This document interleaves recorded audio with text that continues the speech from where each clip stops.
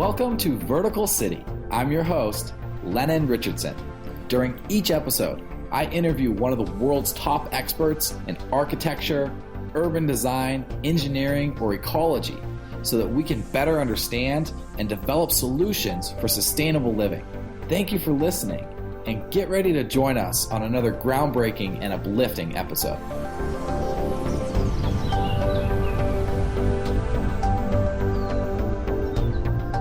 Kierán Suckling is the executive director of the Center for Biological Diversity, a nonprofit membership organization with over 1 million members and supporters. They are known for their no-nonsense approach to protecting endangered species. Kierán received a BA in philosophy from the College of the Holy Cross in Massachusetts and then studied at Stanford and Columbia University before entering a PhD program at Stony Brook University in New York. Kierán co-founded the Center for Biological Diversity during his second year as a graduate student and eventually left his doctoral program to focus on conservation full-time. He later returned to Stony Brook and earned an MA in philosophy.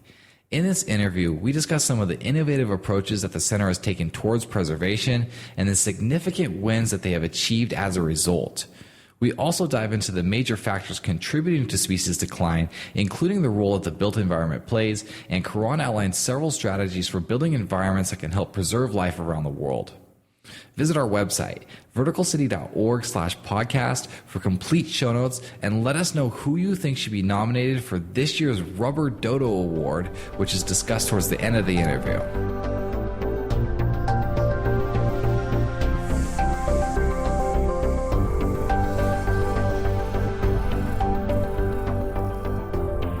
Kierán, welcome to the Vertical City podcast. Well, thanks for having me on. Yeah, definitely appreciate it. I want to start this conversation by getting an understanding of what has motivated you to do the work that you're doing, and more specifically, what inspired you to start the Center for Biological Diversity? Was there a defining moment in your career that led you down this path? Well, there were actually a couple. I started the center back in 1989 while I was working on my doctoral dissertation at the State University of New York at Stony Brook. And my dissertation was on the relationship between the extinction of species and the extinction of languages and cultures, because all over the world we're seeing homogenization, not just of our biological landscape, but our cultural landscape as well, and they're both under assault for the very same reasons. And so I was looking at this process of mass global homogenization of nature and culture, and I decided I needed to do some field work, so I headed out to Arizona and New Mexico one summer to work for the U.S. Forest Service to survey for spotted owls in old-growth forests. And it was while I was doing that and ended up interacting with many spotted owls that summer, I developed a real sense of responsibility to save these creatures. Ultimately decided I really needed to focus my time on that rather than finishing this dissertation. And so I ended up founding the center rather than completing that dissertation. And then a second issue also affected us very greatly that was around the spotted owls, which was that we were out there surveying to find these owls because the government rules said that once they were found, they would be protected. But what we discovered was that the government was violating these rules if it meant that protecting the owls was going to take a bite out of the timber company's profit motive. Mm-hmm. And so I saw then that, it really wasn't enough just to gather information and know what's happening and trust that others will use that to protect the species, but that we had a massive political problem as well, and someone needed to actually enforce these environmental rules and laws. And so we began doing that, and as you can imagine, we were very quickly fired from working for the Forest Service and for challenging their failure to actually implement these rules. And of course, at that point, I had no job, so I had no choice but to devote myself full time to creating this nonprofit, and that was back in 1989. And I and the other co-founders are still all here. Oh, that's cool. That's what I was just going to ask. Is everybody else still involved? Yeah. There were four of us at the beginning. Myself, Peter Galvin, Robin Silver, and Todd Scholke, and they're all still here at the center to this day. And we had no idea that when we started this work way back then that this was going to become our life's work, and we'd be together for the next 26 years. That's pretty incredible. I would definitely like to acknowledge you guys for that. It's rare to find even one individual that sticks with a single organization for 26 years, and all four of you founded it and have stuck together as a team, and you've grown significantly over those 30 years. So congratulations to you. It's strange looking back, because obviously we had no plan. We didn't even have exactly a vision of what this would be, and 100 staff. We've got 1 million supporters and members. I got offices all over the country, and now this year we're opening up offices abroad. It's daunting. It's humbling. It's kind of amazing to think, wow, we had no idea that this is where this was going to go, but here we are. Yeah, so it is really pretty incredible. You have over 1 million members and supporters. So what do you feel are those kind of some of the key factors that have allowed the organization to grow and prosper so well? Well, I think one is that without even knowing it, and some of the other leaders had a intuitive management and sort of business sensibility. And by that, I mean that to create an organization, to bring in staff to last this long, you got to pay the bills. You got to know how to deal with all the stuff that comes along with managing people and building an organization. And I saw many great us, and that had great passion, and but they didn't have that sense of what it takes to actually learn so loud. So they disappeared over time, despite doing very good work. So, and none of us, of course, at that point, we didn't have any training. We didn't even know what innate skills we had. I guess we're kind of lucky that it all came together. But I guess the other side of it is, there were four of us, not just one. Yeah. And so we had four different skill sets to draw on. We had four different people all coming of age and learning what they're good at. And so we were very lucky to have that breadth to draw on. And then there was just, the passion. All four of us remain and were extremely passionate about what we do. And that helped these 26 years, certainly. And then finally, an odd one was, we started the center here in southern New Mexico, actually in a small town, and we had an odd benefit, which we didn't realize at first, which is that there were very few national environmental groups operating down there because it was such a remote area. And so consequently, we didn't really have any models. We just had to make it all up as we went along. And on the one hand, that I think made things difficult and odd. We probably made a lot of strange choices early on. But it also set us on a path of this very do-it-yourself kind of culture where at every moment we just had to decide ourselves what was best, what was going to work, what should we do, rather than kind of rely on the standard operating procedure that you get if you're interacting with a lot of big national groups. And I think that was very helpful to us because it immediately set off on a fairly unique, iconoclastic agenda, and it worked, and we didn't even know it was iconoclastic because we were that far removed from the rest of the environmental movement. So that, I think, really got us on a really good track, and we've been able to maintain that sensibility throughout all the growth we've had these last 26 years. I think that's a great example how sometimes, well, quite often actually, that something that initially looks like it might be a handicap actually turns out to be one of the greatest benefits possible. Absolutely. I mean, I think that handicaps and limitations are what make you learn and be creative. There's this wonderful school of filmmaking called Dogma 95. I don't know if you're familiar with it, but they set these extreme and seemingly arbitrary rules on how you can film a movie. Okay.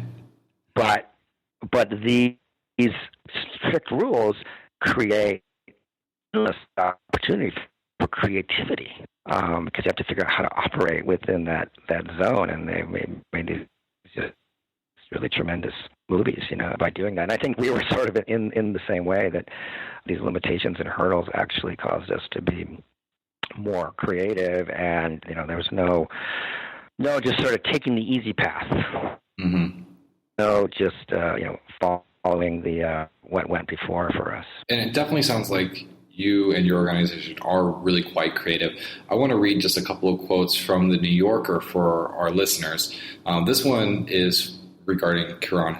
It's regarding you yourself, and they call you a trickster, philosopher, public hound, master strategist, and unapologetic pain in the ass. And then regarding the Center for Biological Diversity, they say that it's the most important radical environmental group in the country. Why is it that you're considered so radical? What are some of the more innovative actions or kind of extreme approaches that you take to conservation? Well, we're viewed often as, a radical environmental group. I think because we've got a very strong and clear message that we don't waver from, which is that all life is sacred, from polar bears and humans, down to bees and butterflies. And we work very, very aggressively to save them all. And so if we feel like we need to divert a highway route to save a butterfly from extinction, we'll do that just as readily as, say, fighting a timber sale to save grizzly bears. We're quite focused and unwavering in that feeling that all life is equally sacred, and the 2 acres that an endangered plant on are just as important to that plant as the 10 million acres, and we have to fight as much for the 2 acres for that plant as for the 100 million acres for the polar bear. And that's a kind of and clarity and sort of unwavering focus that you don't find nearly very, very much in the environmental movement, and certainly not in the political world overall. And so some view that as being very radical. Now, he also calls us the most important radical environmental group, and I think the important side of that is that we get things done, and that's really the center's focus and motif, really, is that whenever we look at an environmental problem, we just hone in like lightning on how to change this situation to get things done, because it's very easy to get into a hand-wringing mode. It's very easy to just become morally outraged. It's very easy to complain that things should be different, but how do you actually make it different? And that's what the center's focus is. And so when we enter a political fray over pollution or logging or mining or whatever, everyone involved knows that when the center comes through that door, they're not here just to go to meetings. They're here to actually change what's going on.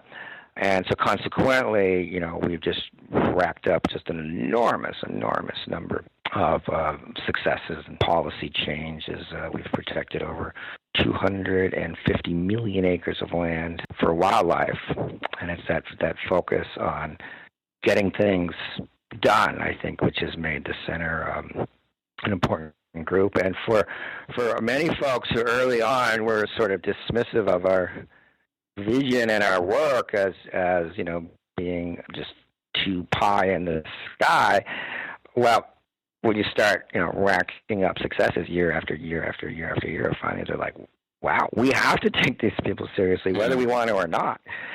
They're making stuff happen. So that's important. That's cool. It's like all four of you are still those idealistic college kids who believe, maybe to their own ignorance, that they could change the world, but because you believed you could, you have. Yeah, well, sometimes jokingly in that regard, I'll say that, the secret of activists is delusion. Huh. Other people are told, you can't do that, and they're like, oh, yeah, you can't do that. And activists are people who, in some sense, are delusional enough to say, yeah, I can. Yeah, we can make this happen no matter what, and just stick to it and change the reality. Because that's very often what's needed. If you stay inside the current consensus fence of what's real and possible, you can get a certain amount of things done. That's good. But very often what's needed is to change the whole consensus sensibility of what's possible. And that's the big hard work, but that's also where really the big success and need is. It sounds like, from the way you were talking about other conservation groups, that it sounds like a lot of them are really not very efficient, or definitely not as efficient as your organization. I'm wondering, though, if your track record has inspired others to kind of take on a similar approach, where you just figure out what the most idealistic solution is, and then you go after that without any apologies and without any excuses. Do you have any sense of if you changed the industry as a whole at all? Very, very much so. A lot of groups have started up and come to us early on and say, hey, we want to do the kind of things you guys are doing. Can you help us? Can you give us pointers? And so, we've seen that sensibility spread, which is really great to see. And also, we came in, it wasn't just us alone, but we came in at this, I think, very important point in time in the environmental movement. We started around 1989, where prior to that, the environmental movement was more or less divided into big national groups, Sierra Club, Greenpeace, etc., and then a lot of little local groups, which were doing really good work at the very local level, didn't necessarily have a lot of power, and that was kind of the movement. And then around 89, when we got started, and some other groups did as well, what we saw was something new, which was the rise of what we call the regional environmental groups. And so these were not big nationals, but also not real local sort of just volunteer community groups, but they were working over a significant regional area, like the entire Southwest or the Northwest or the Northern Rockies, something like that, and managed to get enough resources and power to be able to do things. And these regional environmental groups then, in my mind, became the driving force of conservation throughout the 90s and the 2000s, 2010s, because they had the passion, local knowledge, connectivity of the local groups, but they had the resources and the power, the staff, professionalism of the national groups. And that was just this great combination to create these really just, engines of environmental protection and cultural change. And so the whole movement definitely got changed in the United States because of this. And so from 89 until now, what does that look like as far as preserving life? Are species faring better than they were in 89, or have things gotten worse? Well, both.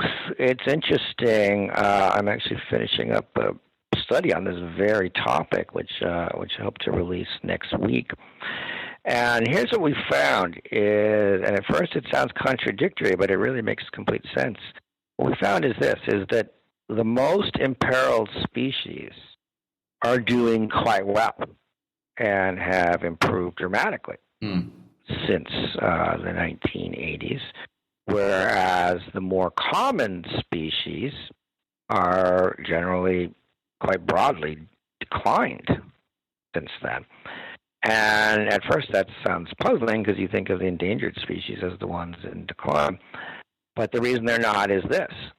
Due to citizen pressure, due to good environmental laws, funding of agencies, we're actively, purposefully, with focus, managing our endangered species. And when we choose to do that, we're quite successful. And we're able to get their numbers to increase. Whereas we're not managing the more common species, the bluebirds, the orioles, so forth. And we're kind of got a laissez-faire attitude about them. And consequently, they're in decline. Now, they're still at relatively high numbers. They haven't declined to endangerment yet, but they are declining, and it's because we have not made the decision to actively manage, fund, and focus on them. So it's a good news, bad news story in that regard. Yeah, that's really interesting. I think what you're saying does make a lot of sense. That if you're not on the endangered species list, then nobody's really paying attention. And because of all the things that are taking place, which we can talk about more in more details, these numbers for the bluebirds, as you mentioned, are going down. So on that note, though, I'm curious, what are the major factors that are contributing to both the threat of extinction and just the decline of the more prosperous or more prevalent species? Is it deforestation, pollution, human migration, or maybe invasive species? Given all these factors, what are the most destructive forces?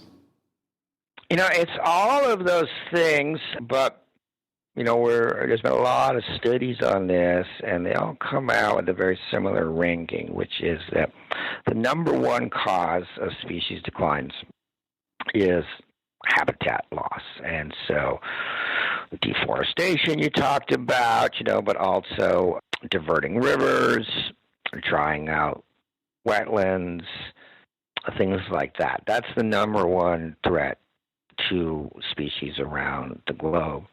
And then the second leading cause of decline is the introduction of invasive species, which is linked to when you talked about human migration, which is that as humans have migrated around the entire world and continue to do so, they tend to bring plants and animals with them from where they used to live because they're used to these species and they form bonds with them in many cases. And so one of the really most dramatic changes to the entire planet that scientists, if they're around 100 years from now, look back and we'll see is this rapid, amazing global scrambling of species all over the planet. And what happens is you introduce all these species into ecosystems where they don't belong, and then quite often these new species end up eating the native species that are there and driving their populations down, even making them extinct. They spread diseases that wipe out other species. It's a big problem in Hawaii. Or they compete for the same food. And so that's had a huge impact on wildlife populations all over the globe. So that's the number two cause of species imperilment. And then increasingly, global warming. And that's the real big fear, certainly for the future, because, global warming is making the planet inhabitable for many, many species. And it is also reshuffling the decks. Part of what happens is a certain area warms, parts of that ecosystem, like let's say the birds and the butterflies, they'll move north to cooler locations, but other parts of that ecosystem, like the buckwheat, where the butterfly lived on, it can't move north, or it moves north much more slowly. And so what happens is the butterflies have moved north, but now there's no food for them there because the food's still back south. And so So the ecosystems are getting sort of torn apart, with parts moving north, parts disappearing, parts staying where they are, and the species can't survive in those unraveled ecosystems. So global warming is an increasing threat. But one thing I always like to remind people is, global warming gets so much attention and it bears a lot of attention, obviously. But we need to remember that it's still the case that the number one threat to endangered species is the very traditional habitat destruction. It's people bulldozing the desert to build houses. It's cutting down the forest to make logs. That's still the number one cause of species endangerment. And that is something we can stop more easily. Stopping global warming is a very difficult issue, a very long-term issue.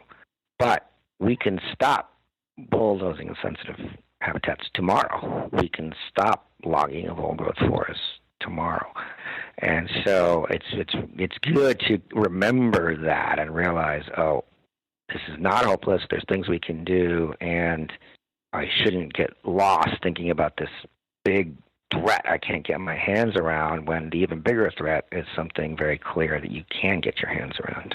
So I'm imagining, though, then, that a lot of the work that you've done has been to protect these habitats. Is that correct? Yeah.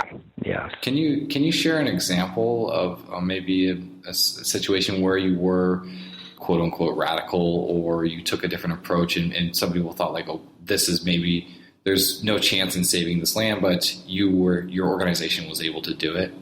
Yeah.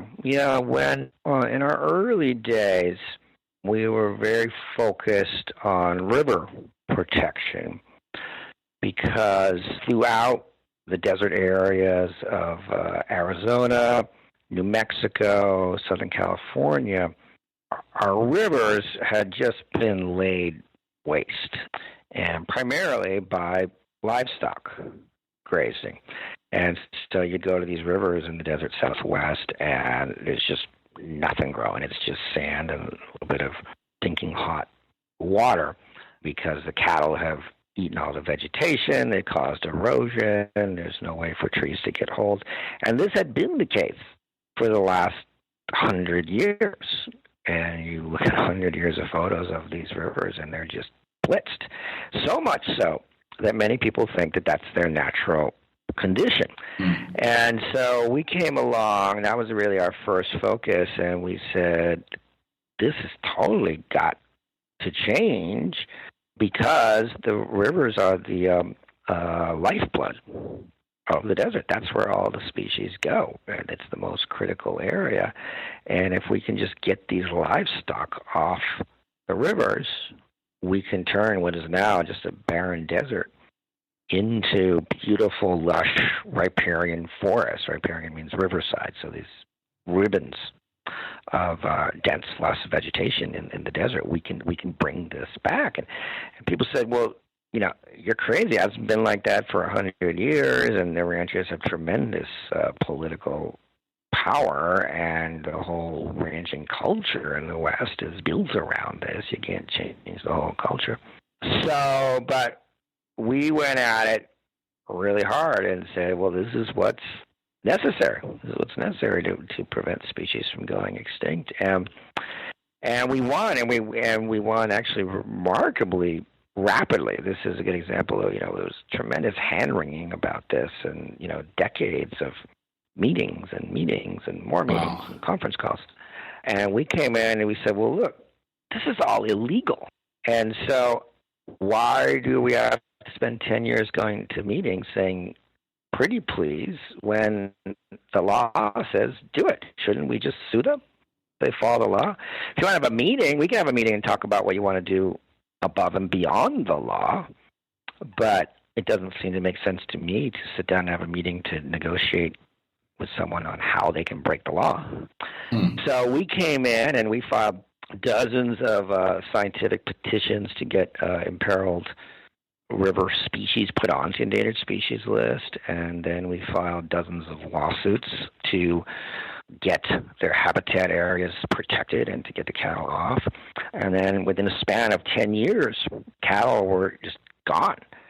from about 500 miles of rivers from New Mexico to the Southern California coast, and then the riverside forest grew back amazingly rapidly because there's water there. It's a very fecund area, and so boom, it was all of a sudden what was desert, turned into lush forest within a period of about a decade. And then the river channels stabilized because there was no more erosion.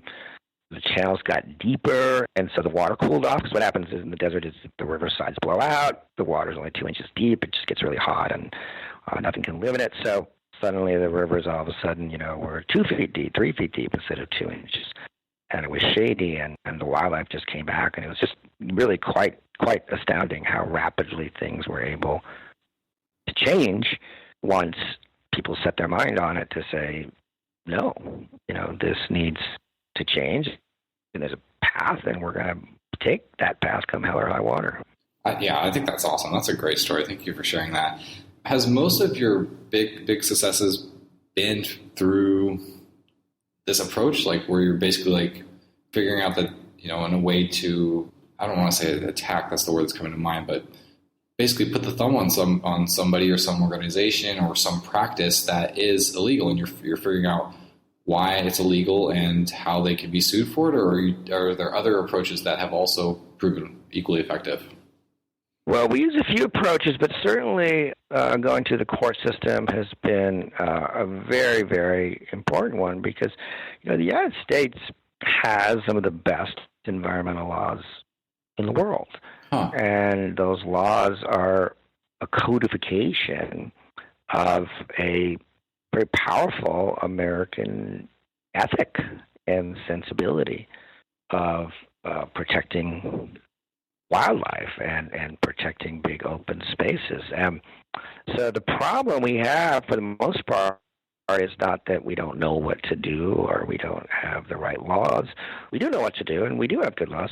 They're just not being enforced, and they're not being enforced because entrenched, wealthy, powerful corporate interests are preventing the government from enforcing them.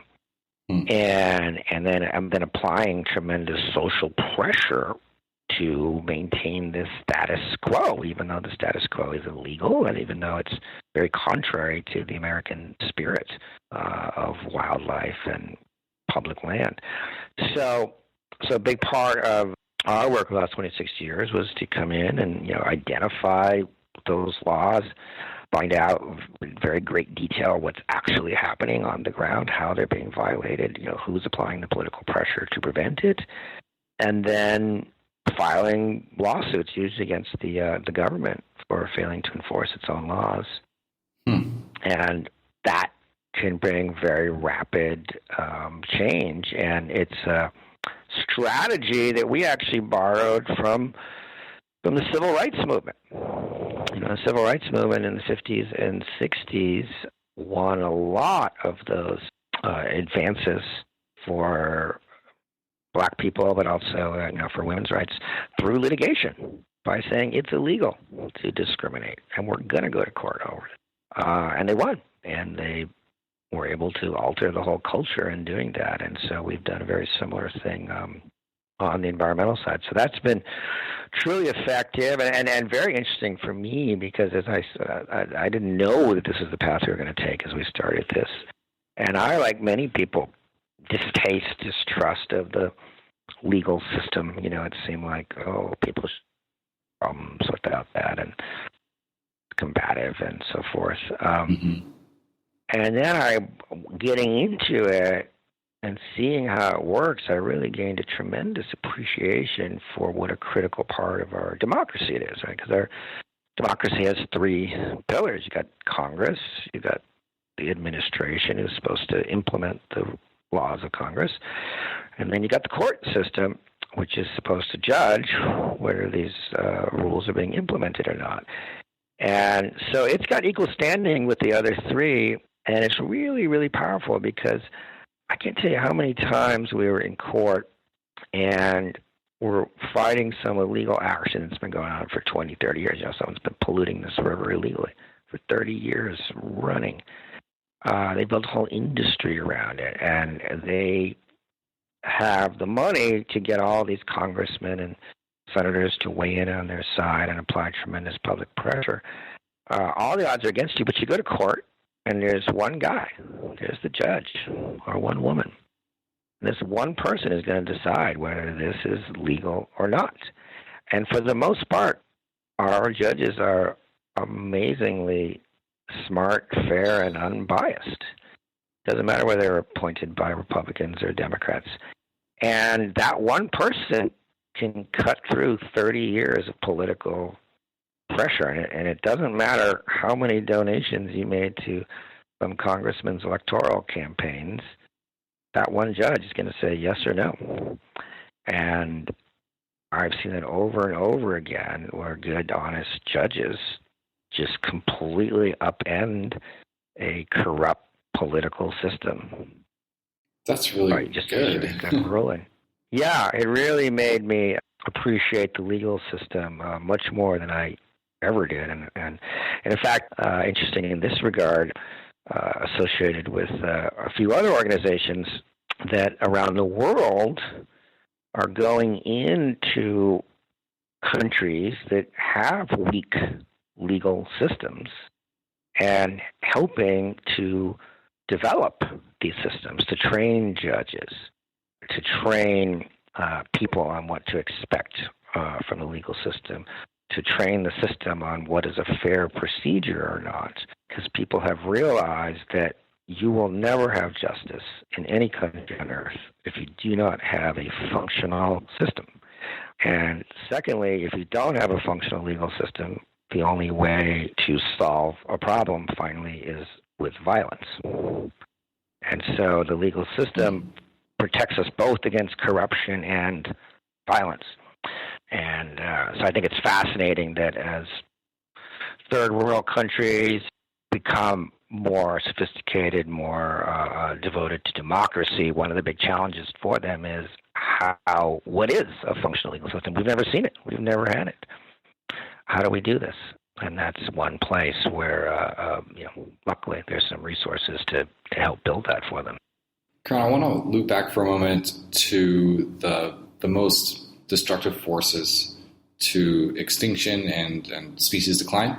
And I'm curious how much of a role the built environments play in this. You mentioned that loss of habitat is the largest contributor. And I know that, obviously sometimes you mentioned bulldozing a desert to build a residential area.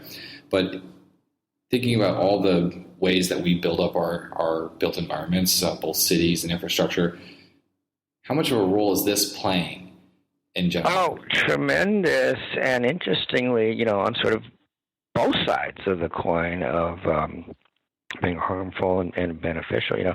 On the beneficial side, a lot of the work that has gone in to save endangered species and to, put them on an increasing population trend toward recovery has involved, manipulating their degraded environment for them, creating a kind of built/natural environment that they need to survive because, in this day and age, unfortunately, there's just not that much wilderness left. And so very often it's not enough to say, leave it alone, because there's not enough to leave alone. And so we've actually got to go in and help rebuild that environment. And it's not going to be to a pristine state, but it's going to be what the species need. And a lot of successes have been in that arena, which a lot of people really don't fully realize. People actually, I think, don't realize how much energy is put into manipulating, frankly, the environment to help species survive in this age of massive human domination. So that's on the one side, a lot of really good successes there. And then secondly, urbanization is going on all over the planet. It's going on at an increasing rate. And, by some estimates, we're going to replace 40% of every city on average, in the next 100 years. So the amount of resources involved in that are spectacular. And so the decisions we make on how to do that are going to determine the fate of wildlife. Are we going to replace 40% of every city on Earth with green buildings or not? Are we going to, bring in an extra 1 million people to Phoenix by sprawling out into the desert, or are we going to do it by, promoting skyscrapers and apartment buildings downtown and infill?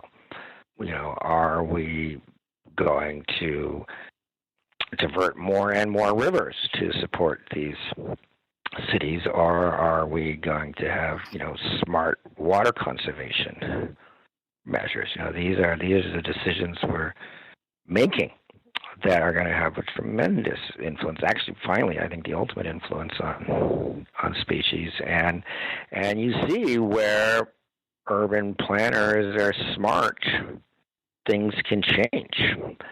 And I just saw the other day, Los Angeles just committed to going 100% renewable energy in the future. Really? Yeah, Los Angeles is going to do that, Other cities are not.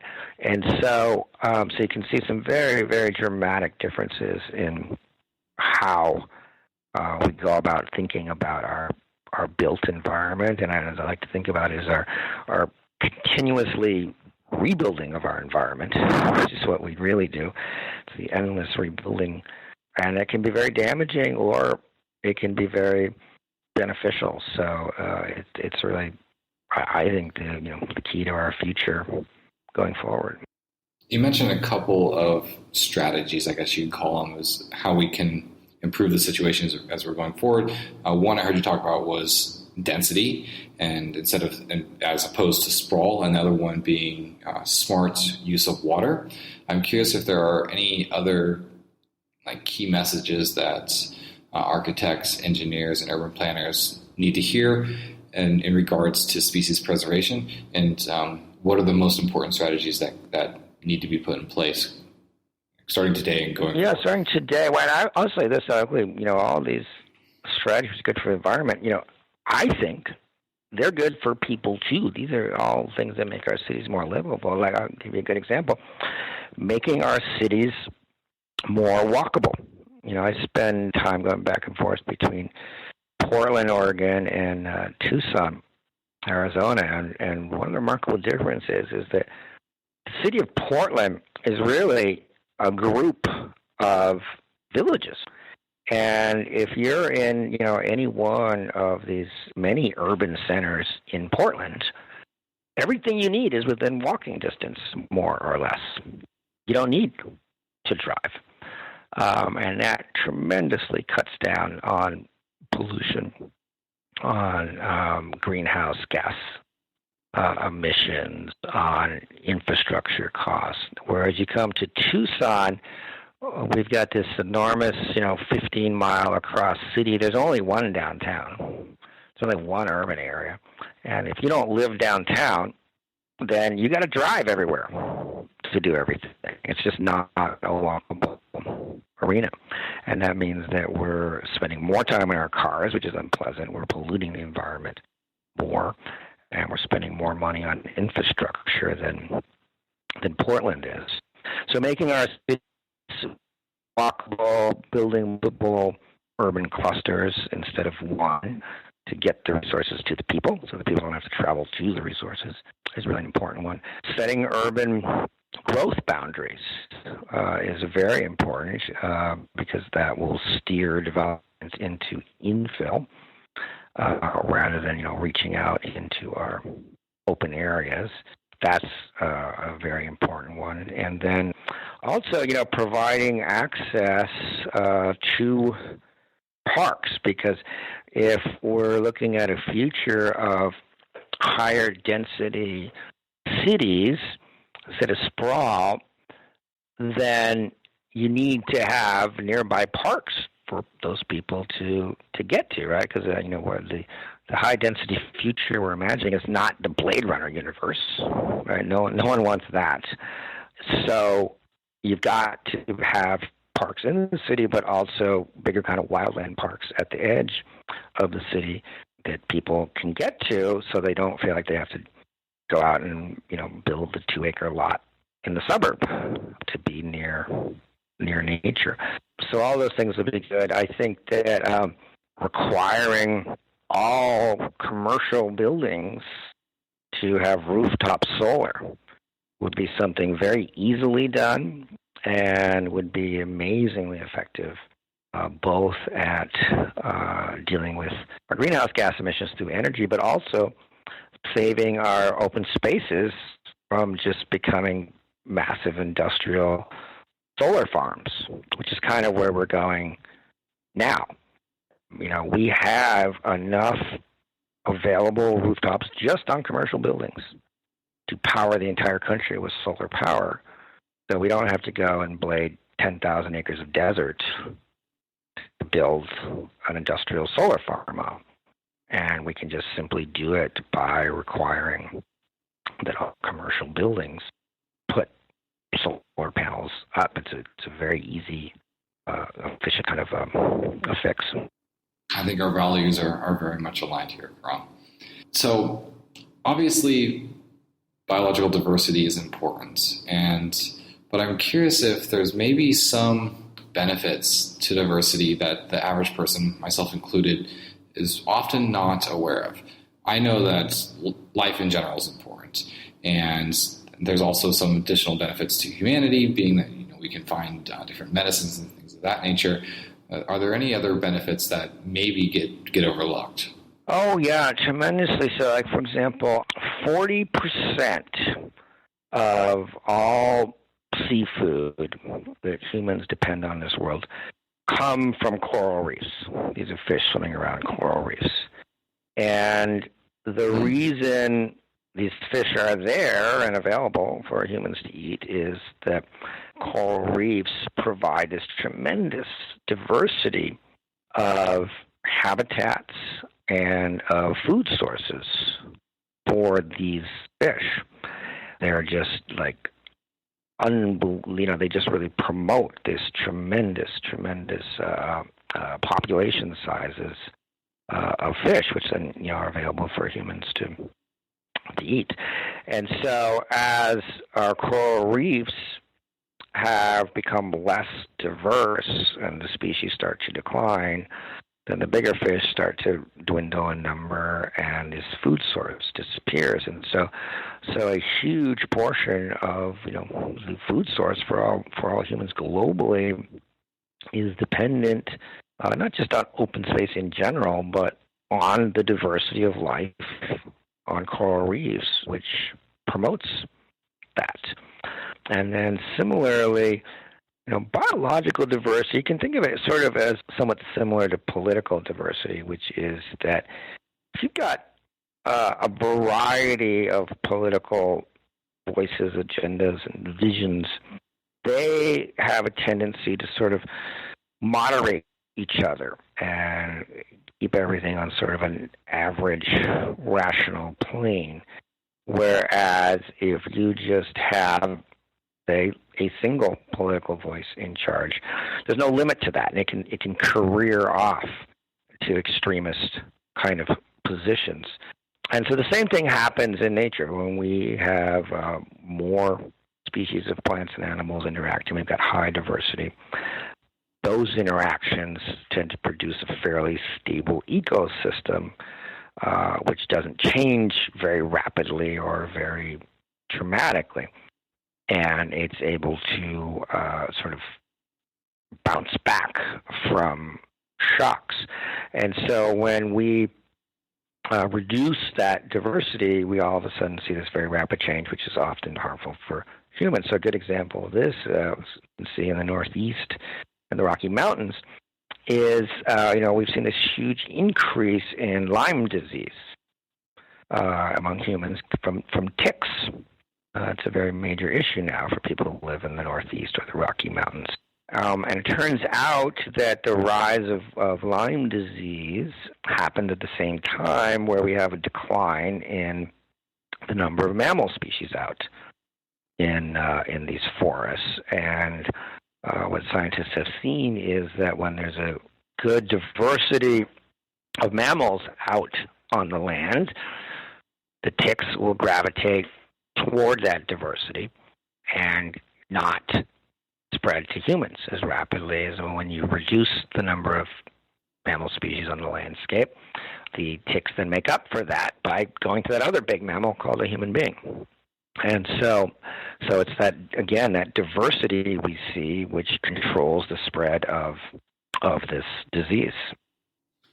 Okay, now I've got a fairly fun question I want to ask you. I'm aware of this award that you issue called the Rubber Dodo Award, and last year it was awarded to Monsanto. They took the honors. So I'm curious, can you tell us how this award got started, what it is exactly, and who's up for nomination this year? Well, so we decided to call this award, to build an award around the dodo, because the dodo was the first species that humans actually saw go extinct in real time. You know, people didn't even know there was such a thing as extinction up until the 17th century, because it happens so slowly. The likelihood that any people would actually be able to see a species go from common to actually disappear and be gone from the whole world was very, very low. And so when the Europeans sailed over to the New World, came to the islands Mauritania where the dodo lived, they got there, it occurred in very large numbers. They started to exploit it, and then it was gone. Like every last one was gone, and there was a real shock to this in Europe at the time. People were like, oh my God, it's actually possible to drive a species extinct. And that, while that seems obvious to us today, you got to realize we're 300 years later, right? This was the first time people knew that was happening, and they did it anyways. And so, people, sometimes we think of the dodo as kind of a, the dumb bird, but the story of the dodo also tells you about the dumb humans, because we saw it happening. This was not a error. It was not an oversight. We saw it happening, and we kept doing it. No one wanted it to go extinct. Don't get me wrong. They didn't try to drive it extinct, but they saw the actions we were taking were leading to that, and we did not change course. So we decided that, the dodo was really a great image, a meme to build an award around for the people who are knowingly driving species extinct today and following that same course of ignorance and greed. So some of our past winners have been Monsanto, as you mentioned. Sarah Palin won the award 1 year. Secretary of Interior Dirk Kempthorne won it under the Bush administration. And so it's been a really good and kind of fun way for us to highlight the fact that there is a lot of environmental structuring going on where people are utterly aware it's happening and are doing it anyways for greed, and they need to stop doing this. And so we're going to issue the new awards in September of this year, and I honestly don't know who it's going to be yet. We put it up for a vote, so we'll narrow it down to about 5 or 6 companies or individuals, and then we'll put it out on the internet and let people vote and decide. So I'm not sure how it's going to end up. Well, definitely let me know when the vote starts. For sure. All right, Kierán. Well, we just have a couple of minutes left here with this interview. So I'm curious in these last couple of minutes if there's any specific call to action you'd like to make for our listeners or anything else that's really you feel is important that you haven't had a chance to mention before we say goodbye. Yeah, there is, and that is both, the importance but also the war on large predators going on in North America now. One of the great successes of conservation in this century has been the return of wolves, grizzly bears, mountain lions, wolverines to areas where they were driven out of in the past. They were purposefully eradicated, and we've managed to bring back populations of many of these, especially wolves and grizzly bears, on a very upward population trend. They're in areas that they haven't been in well over 100 years, and that has been good not just for them but for the entire ecosystems, because these top level predators have huge impacts on their prey species, deer and elk. And those deer and elk have enormous impact on the trees and the grass that they graze, and the presence of the trees and the grass have tremendous impact on the shape of our river systems because of erosion, and on small mammals, and we've seen entire ecosystems dramatically change for the better once we got these large predators into the system. But unfortunately, the agency in charge of them, ultimately the U.S. Fish and Wildlife Service, in recent years has moved to strip away protection for wolves, grizzly bears, Pacific fishers, wolverine, and other big predators, and has declared that rather than keep recovering them so that they can impact larger landscapes and ecosystems, we should just keep them in sort of these small areas, these kind of outdoor zoos where, the animal might be able to survive there indefinitely, but it's not fulfilling its ecological role. It's not restoring degraded systems. It's just kind of a really big outdoor zoo. And so they've abandoned the vision of ecosystem restoration that requires bringing back these predators. And so they actually want and are encouraging a reduction of the number of grizzly bears that's out in the wild, or the number of wolves that's out in the wild. And so we're looking at the possible now reversal of 40 years of conservation consensus and success, because the agency is just tired of battling against the political pressure against predators. And so this is something that's very important to me and very worrisome. It's not often that a huge conservation success is completely reversed. Usually you clean up the river and it stays cleaned up because people get used to it and they like it clean, so it stays that way. We're now looking at a potential reversal of 40 years of success, great success, in restoring predators to our northern forest landscape. So that's definitely something to pay attention to, and there's lots of opportunities online if you Google grizzly bears and wolves to get involved and sign petitions. Okay, great. Well, definitely, I think that's a very powerful call to action that you've made, and I appreciate you making that for us and our listeners. For our listeners, I'd just like to mention that notes to everything we've discussed, and we'll provide links, will be available on our website, which is verticalcity.org/podcast. And also, I'd like to ask our listeners, who would you nominate for the Rubber Dodo Award this year? You can post that in our comment section on our blog, verticalcity.org/podcast, or just on YouTube, where we also upload the podcast. And again, Kierán, this was a really good interview. I definitely appreciate you coming on and enlightening us with all the very important work that you're doing in the world. All right. Thanks very much. And I'll be watching the comments to see who gets promoted for Rubber Dodo. Great. Thank you so much.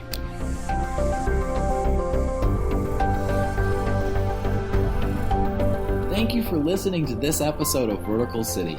Learn more about the Vertical City concept and continue the conversation by visiting our website, verticalcity.org. I truly hope that you have enjoyed this episode. If you did, please subscribe to our podcast, leave a review on iTunes, and most importantly, share Vertical City with your friends and colleagues so that together we can create solutions for sustainable living. I'm Lennon Richardson, signing off for the Vertical City team. See you next time.